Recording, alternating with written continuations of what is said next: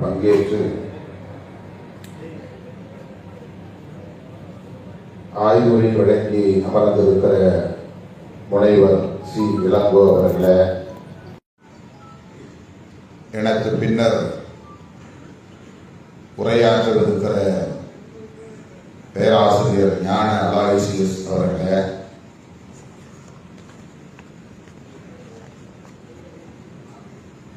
அடுத்து உண்மையிலேயே நான் பங்கேற்கவிருக்கிற அமர்வு மூன்றாம் அமர்வு. அந்த அமர்விலே பங்கேற்று உரையாற்றவிருக்கிற அறிஞர் பெருமக்களே, திரளாக கூடியிருக்கிற தமிழ் தேசிய போராளிகளே, உங்கள் அனைவருக்கும் என்னுடைய பணிவார்ந்த வணக்கத்தை தெரிவித்துக் கொள்கிறேன். அடுத்து இன்னொரு நிகழ்வில் நான் பங்கேற்க வேண்டும், வடசென்னை பகுதிக்கு செல்ல வேண்டும். அதன் பின்னர் நான் இரவு நெடுந்தூரம் பயணம் செய்ய வேண்டும் என்கிற ஒரு நெருக்கடியான சூழலில் தான் உங்கள் முன்னால் நான் நின்று கொண்டிருக்கிறேன். இந்த இரண்டாம் அமர்வில் ஒரு இடைச்சீறுகளாக நான் வர நேர்ந்து விட்டது. அதற்காக பொறுத்தருட வேண்டுகிறேன். மே 17 இயக்கம் மிகுந்த பொறுப்புணர்வோடு தமிழ் தேசிய அரசியலை இந்த மண்ணில் வளர்த்தெடுக்க வேண்டும் என்ற அந்த பொறுப்புணர்வோடு இது போன்ற ஆய்வரங்கங்களை அறிஞர் பெருமக்களை கொண்டு நடத்தி வருகிறது. இதே அரங்கில் கடந்த ஆண்டு இந்த தமிழ் தேசிய பெருவிழாவை வெற்றிகரமாக நடத்தினார் தோழர் திருமுருகன் காந்தி அவர்கள். அதிலும் பங்கேற்று உரையாற்றக்கூடிய ஒரு வாய்ப்பை எனக்கு வழங்கினார். இது 2வது ஆண்டாக இந்த தமிழ் தேசிய பெருவிழா ஒருங்கிணைக்கப்பட்டு இன்றைக்கு முதல் நாள் நிகழ்வு மிகச் சிறப்பாக நடந்தேறி கொண்டிருக்கிறது. நாளையும் நடைபெற உள்ளது. மிகவும் முக்கியத்துவம் வாய்ந்த தலைப்புகளில், கருப்பொருள்களில் ஆற்றல் வாய்ந்த ஆய்வறிஞர்களை அழைத்து வந்து இங்கே வகுப்பெடுத்துக் கொண்டிருக்கிறார். கல்லூரிகளில், பல்கலைக்கழகங்களில் பேராசிரியர்கள் பேசுகிற, மாணவர்களுக்கு வழங்குகிற அந்த ஆய்வுரைகளை இன்றைக்கு களத்திலே நின்று போராடக்கூடிய நமக்கு பேராசிரியர் பெருமக்கள் எடுத்து விவரித்துக் கொண்டிருக்கிறார்கள். இத்தகைய பின்னணியோடுதான் நாம் களத்தில் நிற்க வேண்டும், மக்களை அணுக வேண்டும், மக்களையும் அரசியல்படுத்த வேண்டும் என்கிற அந்த பொறுப்புணர்வு தான் இன்றைக்கு மே 17 இயக்கத்தின் செயற்பாடாக, களப்பணியாக அமைந்திருக்கிறது. மக்களை அமைப்பாக்குவது நம்முடைய மகத்தான பணி. அதற்கு அவர்களை அரசியல்படுத்த வேண்டியது இன்றியமையாத தேவை. அதற்கு முன்னர் களப்பணி ஆற்றக்கூடிய நமக்கு நம்முடைய அரசியலின் பின்புலம் கட்டாயம் அறிந்திருக்க வேண்டும், நாம் அறிந்திருக்க வேண்டும், நமக்கு தெரிந்திருக்க வேண்டும். தமிழ் தேசியம் என்பது நம்முடைய இலக்கு. தமிழ் தேசியத்தை வெறும் மொழி உணர்வாக, இன உணர்வாக மட்டுமே நாம் முன்னெடுத்து போனால் அது ஒரு கட்டத்திலே வேகம் இழந்து, வீரியம் இழந்து திசை மாறி போகிற வாய்ப்பு இருக்கிறது. அது பிற மொழியின் மீதான வெறுப்பையும், பிற இனத்தின் மீதான வெறுப்பையும் வளர்ப்பதற்கு ஏதுவாக அமைந்துவிடும். அவ்வாறு இல்லாமல்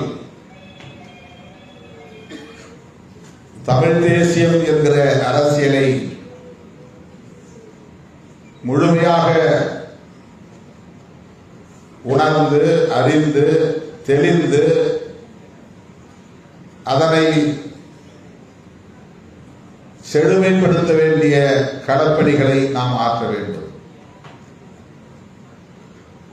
அதுதான் முதன்மையானது. ஆகவே மொழி உணர்வும் இன உணர்வும் அடிப்படை தேவை என்றாலும் கூட வரலாறும் வரலாற்றின் பின்புலமும் அதைவிட முக்கியத்துவம் வாய்ந்தது.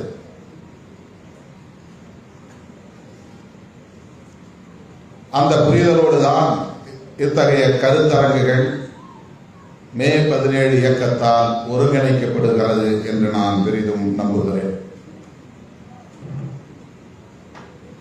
தமிழர் வரலாறு அது அரசியல் சார்ந்தது, பண்பாட்டை சார்ந்தது, இதர வாழ்வியலை சார்ந்தது என்கிற அடிப்படையில் முப்பெரும் தலைப்புகளாக பிரித்து 2 நாள் அமர்வுகளை தோழர் திருமுருகன் காந்தி அவர்கள் ஒழுங்கு செய்திருக்கிறார், ஒருங்கிணைத்திருக்கிறார். எழுச்சியும் வீழ்ச்சியும் கொண்டதுதான் வரலாறு. மகிழ்ச்சியும் துன்பமும் கலந்ததுதான் வரலாறு. அந்த வரலாற்றில் அரசியல் களத்திலே பங்கேற்பவர்கள் முதன்மையானவர்களாக இருக்கிறார்கள் அல்லது அந்த வரலாற்றை எழுதக்கூடியவர்களாக படைக்கக்கூடியவர்களாக இருக்கிறார்கள். அரசியல் களத்தில் நேரடியாக பங்கேற்க முடியாத உழைக்கும் மக்கள் இதை பற்றிய எந்த புரிதலும் இல்லாமல், அரசியலோடு தொடர்பு இல்லாமல், இலக்கியத்தோடு ஈடுபாடு இல்லாமல் எப்போதும் போல் இயங்கிக் கொண்டே இருக்கிறார்கள், உழைத்துக் கொண்டே இருக்கிறார்கள். இந்த அரசியல் எழுச்சியால் அல்லது அரசியல் வீழ்ச்சியால் ஏற்படுகிற பாதிப்புகளுக்கு ஆளாகிறார்கள், அதன் விளைவுகளை சந்திக்கிறார்கள். ஆனால் அவர்களுக்கும் இந்த அரசியல் களத்திற்கும் தொடர்பில்லை, நேரடி தொடர்பில்லை. இந்த மண்ணை யார் யார் ஆண்டார்கள் என்று அவர்கள் ஆண்ட போதே உழைக்கிற மக்களுக்கு தெரியாது. பாண்டியன் பரம்பரை அவனுக்கு தெரியாது, சோழன் பரம்பரை அவனுக்கு தெரியாது. ஆனால் அவன் இந்த மண்ணின் மைந்தன், இந்த மண்ணின் பூர்வீக குடி, இந்த மண்ணில் உழைத்துக் கொண்டே இருப்பவன், பாடாற்றிக் கொண்டே இருப்பவன். அதுபோலதான் இன்றைக்கும் கூட இந்தியாவில் தமிழ்நாட்டில் எத்தனை அரசியல் கட்சிகள் இருக்கின்றன, அந்த அரசியல் கட்சிகளின் தலைவர்கள் யார் என்று உழைக்கிற மக்களுக்கு, ஆடு மாடு மேய்க்கிற மக்களுக்கு தெரியாது. அரசன் புரசலாக அவர்களின் செவிகளில் இன்றைக்கு விழுந்திருக்குமே தவிர இதன் பின்னணி தெரியாது. யார் இந்த நாட்டை இதற்கு முன்பு ஆண்டார்கள் என்பதும் தெரியாது, இப்போது ஆண்டு கொண்டிருப்பவர்கள் யார் என்பதும் தெரியாது. இப்படி அரசியல் களத்தோடு தொடர்பில்லாத வெகு மக்கள் ஏராளம் ஏராளம் ஏராளம். அவர்களின் வாழ்வியலையும் சேர்த்துதான் நாம் வரலாறாக படிக்கிறோம். அவர்களின் பாதிப்புகளையும் சேர்த்துதான் நாம் வரலாறாக படிக்கிறோம். அவர்களுக்கு சமயம் பற்றி ஒன்றும் தெரியாது, ஆனால் வாழ்வில் சில நடைமுறைகளை பின்பற்றுகிறார்கள். அவர்களுக்கு மதங்களை பற்றி எதுவும் தெரியாது, ஆனால் சில பண்பாட்டு கூறுகளை அவர்கள் பின்பற்றுகிறார்கள், பாதுகாக்கிறார்கள். மதங்கள் சொல்லுகிற தத்துவங்கள் அவர்களுக்கு தெரியாது, ஆனால் அவர்கள் அந்த தத்துவங்களோடு இணைந்த வாழ்வியலை கடைபிடிக்கிறார்கள். எனவே யுத்தங்களை பற்றி தெரியாமல் வாழ்ந்த மக்கள், யுத்தத்தில் எழுச்சி பெற்றவன் யார், வீழ்ச்சி அடைந்தவன் யார் என்கிற வரலாறு தெரியாத மக்கள், இலக்கியம் அறியாத மக்கள், கவிதைகளை படிக்காத மக்கள், பாடல்களை எழுதாத மக்கள் எப்போதும் இந்த மொழியையும் இந்த மொழியின் அனைத்து கூறுகளையும் பாதுகாத்துக் கொண்டிருந்தவர்கள். அவர்களால் தான் இன்றைக்கும் மொழி பாதுகாப்பாக இருக்கிறது. அவர்களால் தான் இன்றைக்கும் இந்த இடத்தின் பண்பாட்டு கூறுகள் பாதுகாப்பாக இருக்கிறது. அவர்களால் தான் எத்தனையோ படையெடுப்புகளையும் தாண்டி, மொழி கலப்புகளையும் தாண்டி, இனக்கலப்புகளையும் தாண்டி இந்த மொழியும் இந்த இனத்தின் பண்பாட்டு கூறுகளும் தொடர்ந்து பாதுகாக்கப்பட்டு வருகிறது. எனவே வரலாற்றை நாம் படிக்கிற போது அரசியல் களத்தோடு நேரடி தொடர்பில்லாத உழைக்கும் மக்களை கூர்ந்து கவனிக்க வேண்டும். அவர்களின் உண்மையான வாழ்வியலை நாம் படிக்க வேண்டும்.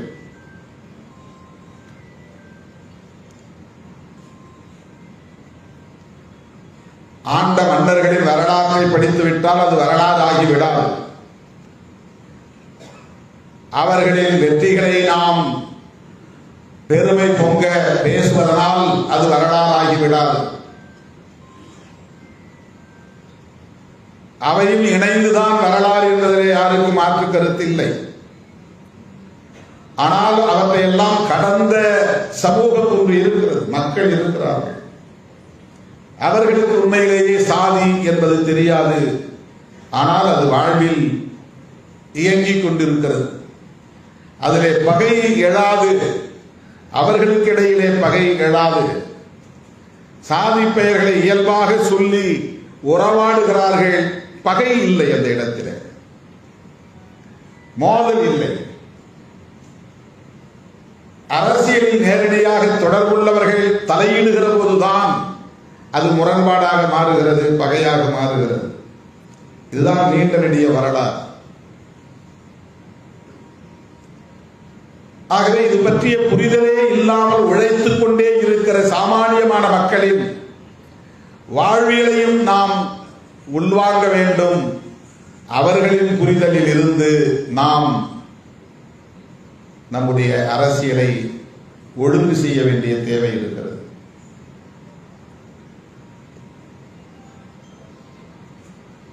இன்றைக்கு தமிழ் தேசியம் என்பதை நாம் உரத்து பேசுகிறோம். அதற்கு முன்னதாக தேசியவாதம் என்பதையும் நாம் உள்வாங்கிக் கொள்ள வேண்டிய தேவை இருக்கிறது, புரிந்து கொள்ள வேண்டிய தேவை இருக்கிறது. அவற்றை எல்லாம் பொருத்தி பார்க்கிற போது நடைமுறை அரசியலையும் நாம் இணைத்து அதை முன்னெடுக்க வேண்டிய தேவை இருக்கிறது. இது ஒரு புதிய அரசியலாக இருக்கிறது என்கிற ஈர்ப்போடு இதிலே நாம் இணைந்து விட்டால் அது எத்தகைய தாக்கத்தை ஏற்படுத்தும், விளைவுகளை ஏற்படுத்தும் என்பதையும் நாம் கணக்கிலே கொள்ள வேண்டும். இலங்கையிலே இரண்டு தேசிய இனங்களுக்கு இரண்டு வாழிடங்கள் அல்லது நிலப்பரப்புகள் தெளிவாக இருந்தன, வெளிப்படையாக தெரிந்தது. உனக்கான நிலப்பரப்பு வேறு, எனக்கான நிலப்பரப்பு வேறு. என் நிலப்பரப்பை என்னை நானே ஆண்டு கொள்வதற்கான அந்த இறையாண்மையை என்னிடத்தில் ஒப்படைத்து விடுங்கள் என்று கோரிக்கை எழுப்புகிற அரசியல் தெளிவு அங்கே பிறந்தது. ஆகவே அது ஒரு தேசியவாதமாக பரிணமித்தது, வளர்ச்சியடைந்தது, வலுப்பெற்றது. அங்கே தனியே ஒரு நிலப்பரப்பு இருக்கிறது, வாழிடம் இருக்கிறது, தாயகம் இருக்கிறது. அந்த தாயகத்தில் பூர்வீக குடிகள் தலைமுறையாய் தமக்கான அடையாளத்தோடு, பாரம்பரியத்தோடு, இறையாண்மையோடு வாழ்ந்து வருகிற தேசிய இனம் இருக்கிறது.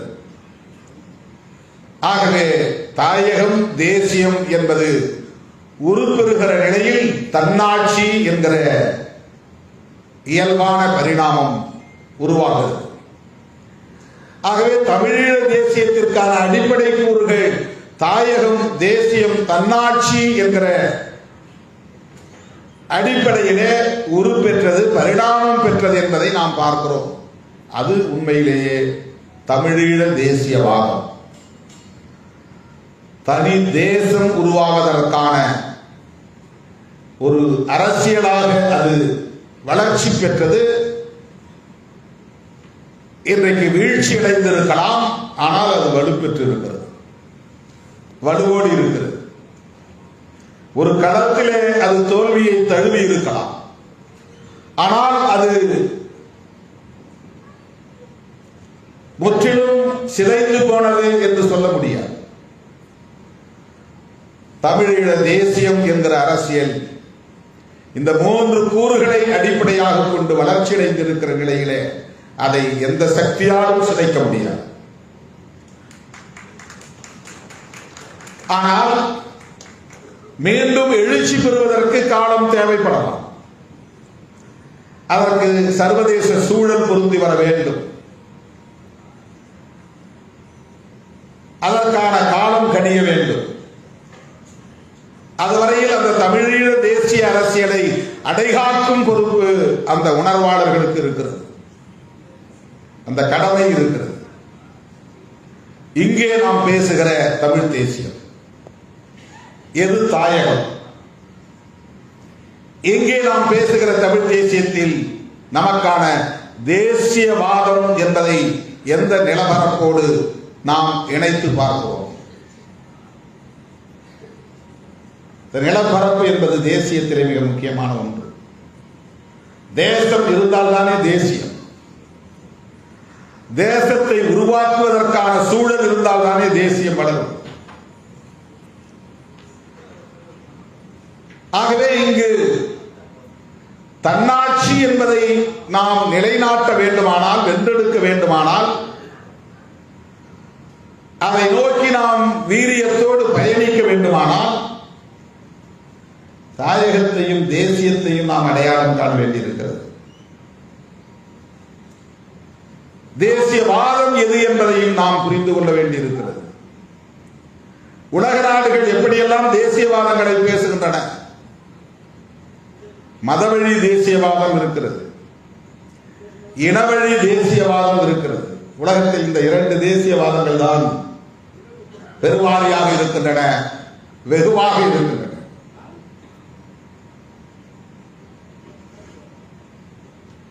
இனவழி தேசியவாதம் அல்லது மொழிவழி தேசியவாதம்,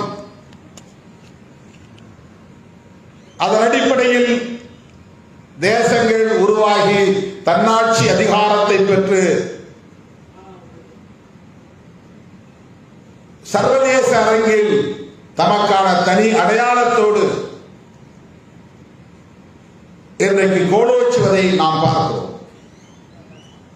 நாம் இங்கே இலங்கை தீவில் இருப்பதை போல இல்லை. இந்திய தேசத்துக்குள்ளே ஒரு மாநிலமாக இருக்கிறோம். இந்திய அரசமைப்பு சட்டத்திற்குள்ளே நாம் கட்டுப்பட்டு இருக்கிறோம். இந்தியா என்கிற தேசத்தை உருவாக்குவதற்காக இந்திய அரசமைப்பு சட்டத்தை ஏற்றுக்கொண்டிருக்கிறோம். இந்தியா என்கிற தேசத்தை உருவாக்குவதற்காக அரசமைப்பு சட்டம் சொல்லுகிற இறையாண்மையை நாம் ஏற்றுக்கொண்டிருக்கிறோம். இந்திய அரசமைப்பு சட்டம் சொல்லுகிற இந்த தேசியவாதத்திற்கு கட்டுப்பட்டு நாடாளுமன்ற ஜனநாயகத்தை உள்வாங்கி இருக்கிறோம், ஒப்புக்கொண்டிருக்கிறோம், ஏற்றுக்கொண்டிருக்கிறோம்.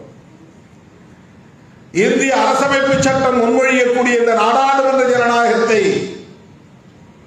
ஏற்றுக்கொண்டதனால் இந்த தேர்தலிலும், சட்டமன்ற நாடாளுமன்ற தேர்தல்களிலும் நாம் பங்கேற்கிறோம்.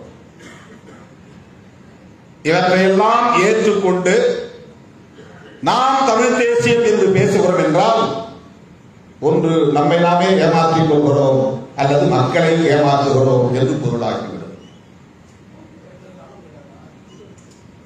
இது ஒரு புரிதலுக்காகத்தான் உங்கள் முன்னால் நான் வைக்கிறேன். இது மாற்று கருத்தல்ல, அது முரண்பட்ட கருத்தல்ல, எதிர்கருத்தல்ல. நமக்கு ஒரு புரிதல் தேவை. இந்திய அரசமைப்பு சட்டத்திற்கு உட்பட்ட தமிழ் தேசியம் உண்டா? இந்திய அரசமைப்பு சட்டத்தின் ஒற்றை குறிக்கோள் இந்தியாவை ஒரே தேசமாக்குவதுதான். அதற்கான தேசியவாதம் தான் எல்லா தேசிய கட்சிகளாலும் முன்வைக்கப்படுகிறது. காந்தி காலத்திலே காங்கிரஸ் முன்வைத்த தேசியவாதம் ஆங்கிலேய எதிர்ப்பை முன்னிறுத்தியதால் இந்தியர் என்கிற தேசியவாதத்தை முன்வைத்தார்கள். நாம் இந்தியர், எந்த மதமாய் இருந்தாலும், எந்த மாநிலமாய் இருந்தாலும், எந்த மொழியை பேசக்கூடிய தேசிய இடமாக இருந்தாலும், எந்த பண்பாட்டை பின்பற்றக்கூடியவர்களாக இருந்தாலும் நாம் அனைவரும் இந்தியர் என்கிற உணர்வை பெறுவோம். அது நாட்டினத்தின் அடிப்படையிலான தேசியவாதம். The nationality based nationalism.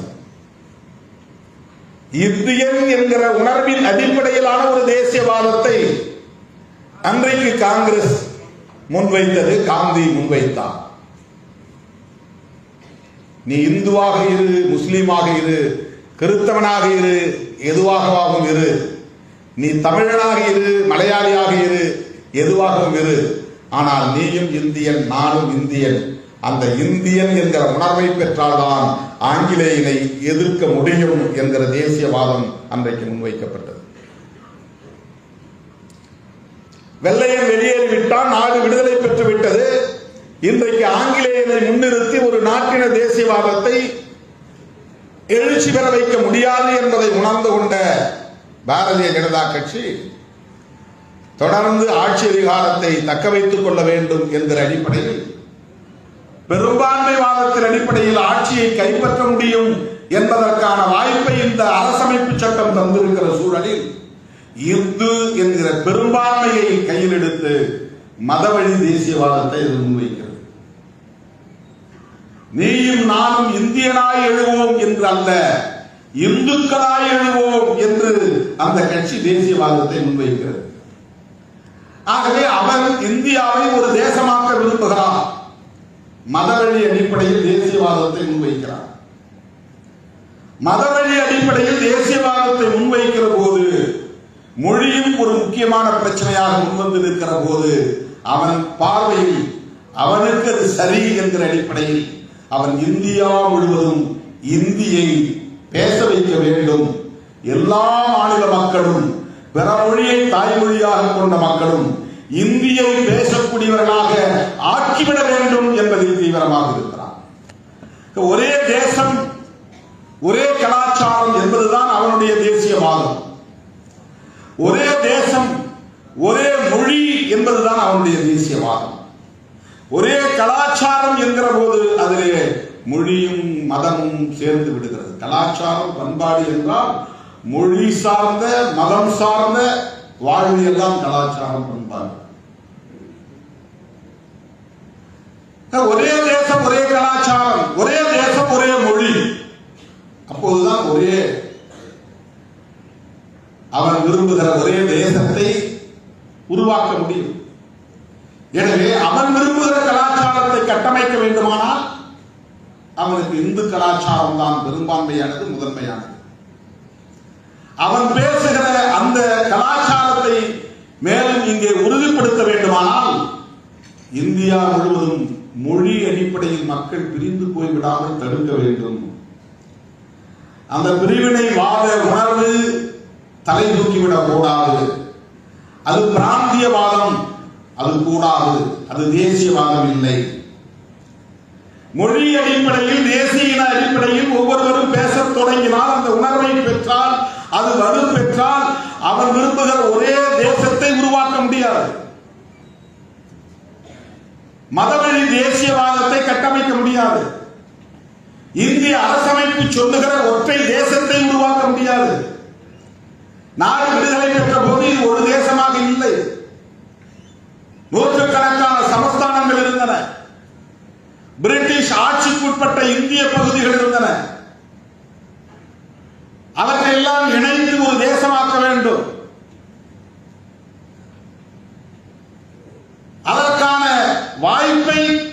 உருவாக்கி தருகிற ஒரு ஆவணம் தான் இந்திய அரசமைப்பு சட்டம்.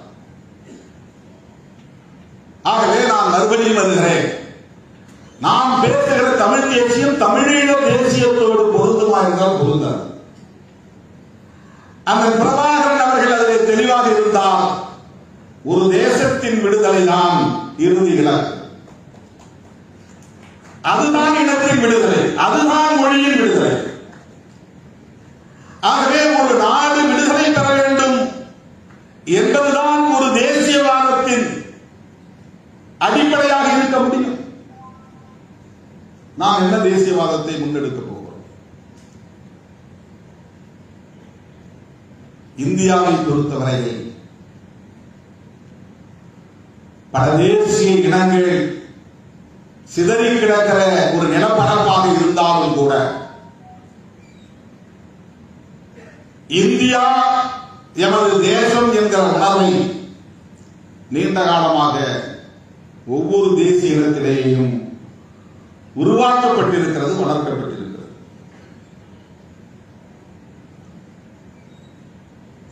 இந்திய அரசமைப்பு சட்டத்தை ஏற்றுக்கொண்ட நிலையில அது மேலும் வலுப்பெற்று விட்டது. இவ்வாறான சூழலில் நாம் வெறும் மொழி உணர்வையும் இன உணர்வையும் முன்னிறுத்துகிற போது பிற மொழி வெறுப்பாக அது மாறி நம்முடைய பயணம் மடைமாற்றம் செய்யப்படுகிறது அல்லது திசை திருப்பப்படுகிறது. மேலும் பிரபாகரன் அவர்களின் வெற்றி என்னவென்றால் ஒரு தேசத்தின் விடுதலையை முன்னிறுத்தி தமிழீழ தேசியவாதத்தை உயர்த்தி பிடித்த சூழலிலும் மிக கவனமாக பொறுப்புணர்வோடு சிங்கள இனத்தின் மீதான வெறுப்பை வளர்க்கவில்லை. எந்த தமிழனும் சிங்களவனை பார்த்து கல்லெடுத்து அடித்ததில்லை. சிங்களவனோடு ஒரு வெறுப்பை அவன் உமிழ்ந்தது. நான் தமிழன், நீ சிங்களன் என்கிற அடிப்படையில் யாரும் தமிழர் தரப்பில் இருந்து நிகழவில்லை. ஏன் புலி படையே கூட சாதாரணமான உழைக்கும் சிங்கள மக்களின் மீது தாக்குதல் நடத்தவில்லை. அரசியல் ரீதியான தாக்குதல் நடத்தினார்களே தவிர மொழி அடிப்படையில் சிங்களவர்களை வெறுப்புக்குள்ளாக்கி பார்க்கிற இடமெல்லாம் சிங்களவனை தாக்குங்கள் என்கிற அடிப்படையிலே அதன் பயணம் ஒருபோதும் நிகழ்ந்ததில்லை. அந்த யுத்தத்தில் எவ்வளவு கவனமாக அவர் இன்னொன்றையும் கையாண்டார் என்பதை நாம் புரிந்து கொள்ள வேண்டும்.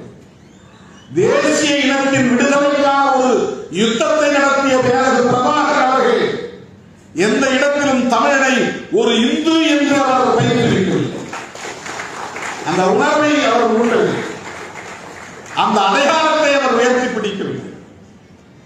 இந்து என்கிற அடையாளத்தை உயர்த்தி பிடித்திருந்தால் இந்திய தேசத்திலிருந்து அவர்களுக்கு ஆதரவே பெருகியிருக்கும். வட இந்தியக்காரர்கள் கை நீட்டி இருப்பார்கள், அரவணைத்திருப்பார்கள்.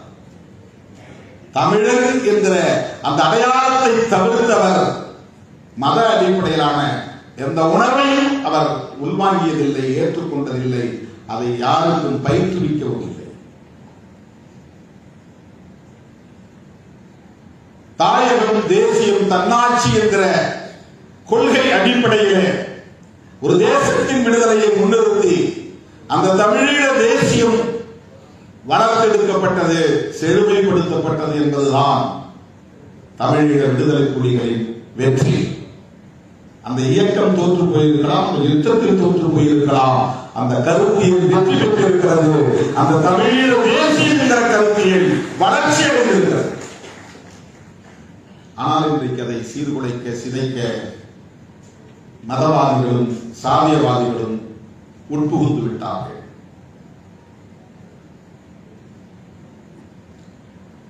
தமிழ்நாட்டை பொறுத்தவரையில் நாம்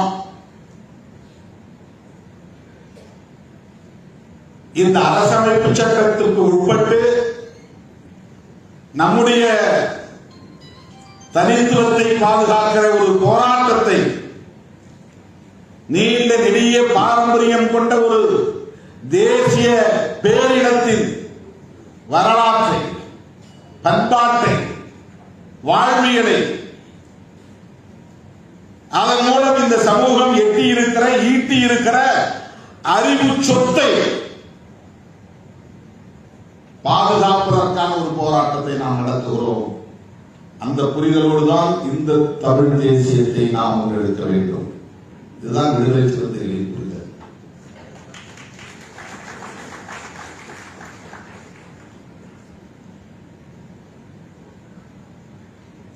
இந்தியா முழுவதும் சிதறி கிடக்கிற உழைக்கும் மக்களை நம்மால் அமைப்பாக்க முடியாது. ஆனால் தமிழ்நாட்டுக்குள்ளே நம்மால் அதை சாதிக்க முடியும். அந்த நம்பிக்கையோடு தான் நாம் களத்தில் இருக்கிறோம். இந்தியாவிலும் தமிழ்நாட்டிலும் ஒரே பண்புள்ள பகையை நாம் எதிர்கொள்ள வேண்டியிருக்கிறது. கடலிலே ஒரு ஓரத்தில் ஒரு டம்ளர் தண்ணீரை நாம் அள்ளி எடுத்தால் எஞ்சி இருக்கிற கடலில் இருக்கிற அதே தன்மை அள்ளிய நீரிலும் இருக்கும்.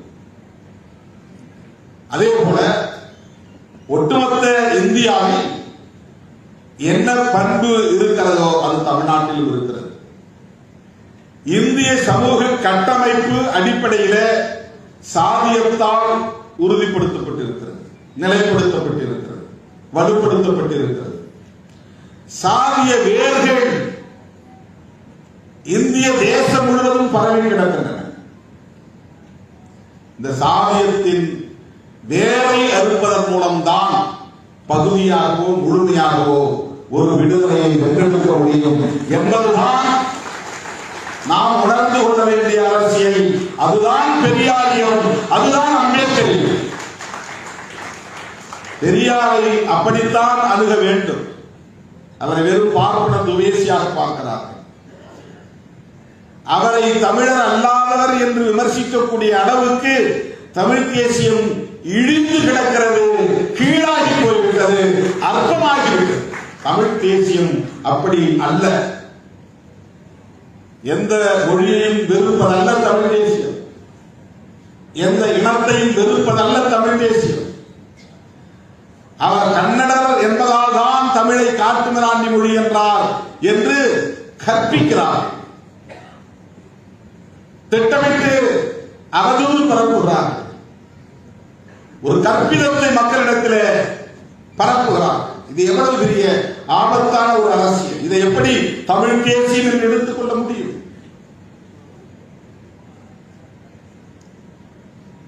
அவர் வாழ்ந்த காலத்தில் இது மதராஸ் பிரசிடென்சியாக இருந்தது. அவர் வாழ்ந்த காலத்தில் இந்த தென்னிந்திய மொழிகளை பேசக்கூடிய அனைத்து மக்களும் ஒரு ஆட்சி எல்லைக்குள்ளே வாழ்ந்தார்கள்.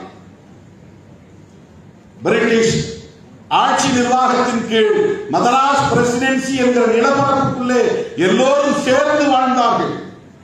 யாரும் இங்கே ஆக்கிரமிப்பு செய்து ஊடுருவல் செய்து இந்த இனத்திற்குள்ளே வந்து இந்த இனத்தை அழிக்க முயற்சித்தார்கள் என்று சொல்வது ஏற்புடையதல்ல.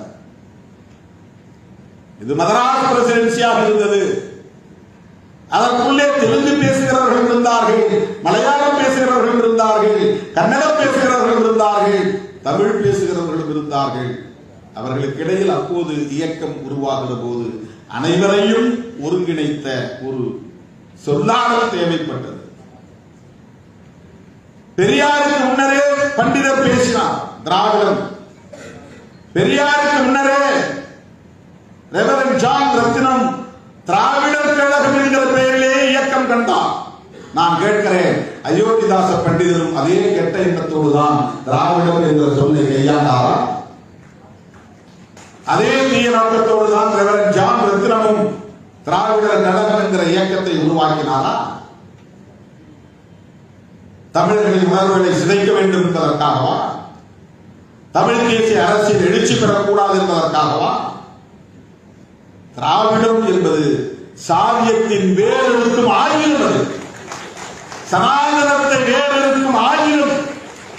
அப்படித்தான் அறிஞர் பெருமக்கள் அதை கையாண்டார்கள். இன்றைக்கு மொழிவழி மாநிலங்கள் உருவான பிறகு அது தேவையில்லை என்பது ஏற்புடையது, வேறு.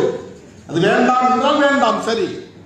ஆனால் அன்றைக்கு உருவானதே இந்த தமிழ் தேசியம் உருவாகாமல் தடுப்பதற்குத்தான் என்று கற்பிதம் செய்வது எவ்வளவு பெரிய அயோக்கியத்தனமானது, அறிவீனமானது, அவதூறானது, அற்பத்தனமானது. இதை எப்படி நாம் அனுமதிக்க முடியும்? வெறும் மொழி உணர்ச்சி, இன உணர்ச்சி இப்படித்தான் இனவாதமாக மாறி இன வெறுப்பாக போய் நிற்கும். பெரியாரை நீங்கள் பிறமொழி இனத்தை சார்ந்தவர்கள் என்று மறுதலித்தால் புரட்சியாளர் அம்பேத்கரை எப்படி ஏற்றுக்கொள்ள முடியும்? மார்க்ஸ் அவர்களை எப்படி ஏற்றுக்கொள்ள முடியும்? மகாத்மா பூலே அவர்களை எப்படி ஏற்றுக்கொள்ள முடியும்? இது எங்கே போய் நிற்கிறது? எனது அருமை தோழர்களே, பெரியார் பார்வை என்பது சாதியத்தை வேறறுப்பதன் மூலம்தான் உழைக்கும் மக்களின் விடுதலையை வென்றெடுக்க முடியும் என்பதுதான். எல்லாவற்றையும் தூக்கி பின்னால் வைத்தார், அனைத்தையும் தூக்கி பின்னால் வைத்தார். அடிநிலையில் உழலக்கூடிய எளிய மக்களின் விடுதலையை முன்னால் வைத்தார். அவர்களை சிதறடித்திருப்பது, அவர்களை சிதைத்துக் கொண்டிருப்பது, அவர்களை ஒடுக்கி வைத்திருப்பது, அவர்களின் உழைப்பை சுரண்டிக் கொண்டிருப்பது சமாதானம் என்கிற அரசியல் தான். அதுதான் உலகிய சமூக பாகுபாடுகளுக்கு காரணம். டிஸ்கிரிமினேஷன்ஸ், பாகுபாடுகளுக்கு காரணம். அதை வேறு இருக்க வேண்டும் என்கிற வேட்கையும் வெறியும் தந்தை பெரியாரிடத்திலே இருந்திருந்தது. தமிழர்களை ஒருங்கிணைக்க வேண்டுமானால் இந்த பார்வையோடு நாம் மொழிவழி தேசியத்தை முன்னெடுக்க வேண்டிய தேவை இருக்கிறது. அதை தமிழீழ தேசியத்தோடு நாம் இணைத்து பேசுவது அவர்களையும் நாம் கொச்சைப்படுத்துவதாகிவிடும். அது வேறு, இது வேறு. நாம் இந்த அரசமைப்பு சட்டத்திற்குள்ளே நின்று ஜனநாயகத்தை பாதுகாத்து இந்த சனாதனத்தை வேறறுப்பதற்கு இந்திய தேசிய பார்வையும் தவிர்க்க முடியாததாக இருக்கிறது என்பதை ஒப்புக்கொண்டு தமிழை சிதைக்க வருகிற இந்தியை எதிர்த்து தமிழர்களை இந்தி பேசக்கூடியவர்களாக மாற்ற துடிக்கிற வட இந்திய ஆதிக்க சக்திகளை எதிர்த்து நாம் களமாட வேண்டியிருக்கிறது. அந்த புரிதலோடு இந்த அரசியலை நாம் முன்னெடுப்போம் என்பதை சொல்லி வாய்ப்புக்கு நன்றி கூறி நன்றி.